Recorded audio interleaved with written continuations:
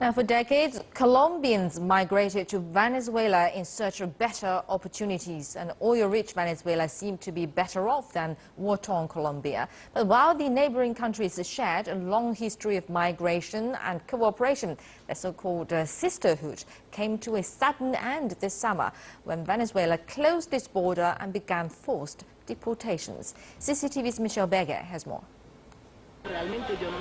Yadiri Blanco left Colombia in 2008 to escape the violence in her town tied to the country's decades-old armed conflict. Like many Colombians before her, she fled to neighboring Venezuela, where she was given a home. I have had a hard life. I had to live in a refugee center 4 months in Venezuela. They gave me land and I began to work hard to build myself up. I sold coffee. Everything I am going through today, I already went through in Caracas. In August of this year, Yadiri relived displacement all over again. This time, forcibly rounded up, put on a truck by Venezuelan authorities, and driven back to her native Colombia, separated from her 12-year-old son who was left behind.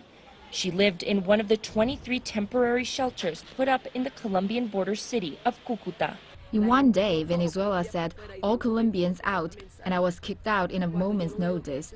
When all I have done in life is work hard, I haven't done anyone any wrong. I don't know anything about contraband. I just live off of my work. Tensions between the two countries spiked in August after unknown gunmen shot and wounded 3 Venezuelan border police.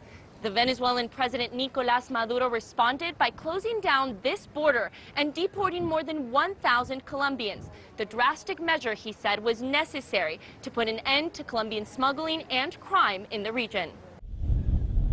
After the deportations, the United Nations reported another 18,000 Colombians fled Venezuela in fear that they would be mistreated. This refugee and border crisis has yet to be resolved. The closing of the border also ended what was a free flow of migration between the two countries.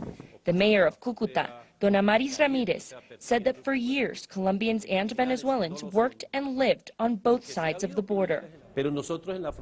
We have never seen our border as a point of separation. Instead, it has been a place that unites us.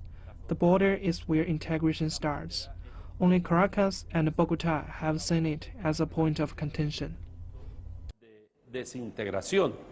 Por eso cerré la frontera con Colombia y decreté el estado de excepción. President Maduro blames Colombian migrants for bringing poverty to Venezuela. 5.5 million Colombians in all, he says, seeking work, education, and health care.